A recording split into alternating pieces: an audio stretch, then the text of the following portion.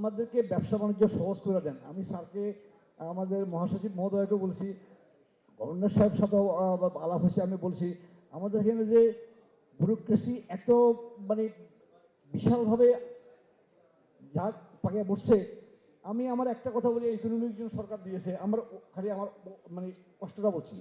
Economic zone সরকার দিয়েছে 2015 সালে, বেদা থেকে প্রধানমন্ত্রীর দপ্তর থেকে ইয়াকে রেখে যোগাযোগ মন্ত্রণালয়কে আমার ওখানে একটা ব্রিজ এবং ওখানে অল্প সামান্য 1.7 কিলোমিটার রাস্তা করার জন্য। আর আমি আজকে যেটা বলতেছি, আমাদের গভর্নর সাহেব যে কথা বলছে সবগুলো পজিটিভ। ইনশাল্লাহ আমরা সেমিনার উল্লেখ করছি, পজিটিভের দিকে আসছি।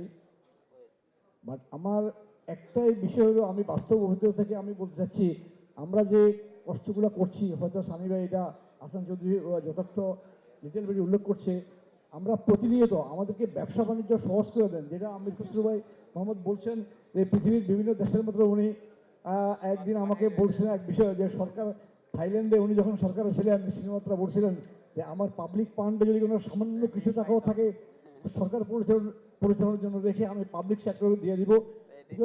পাবলিক সেক্টর এন্টারপ্রেনাররা সেখানে জব ক্রিয়েট করবে, ফাংশনাল কাজ করবে, সব তাদেরই করবো। যাই হোক, উনি যথেষ্ট এই সমস্ত ব্যাপারে সাবেক বাণিজ্য মন্ত্রী থাকাকালীনও অনেক কিছুতে উনি অনেক কিছু করছে। আমাদের কথা হলো ভবিষ্যতে আমরা যে কষ্টগুলো ভুগছি, ডিরেগুলেশনের কথা বলছেন আপনি, আমি আমার ক্ষুদ্র অভিজ্ঞতা থেকে একটু বলি।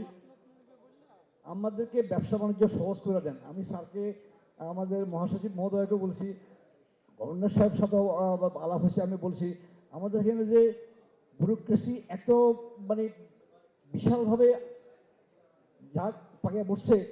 আমি আমার একটা কথা বলি, ইকোনমিক জোন সরকার দিয়েছে, আমার খালি আমার মানে কষ্টটা বলছি।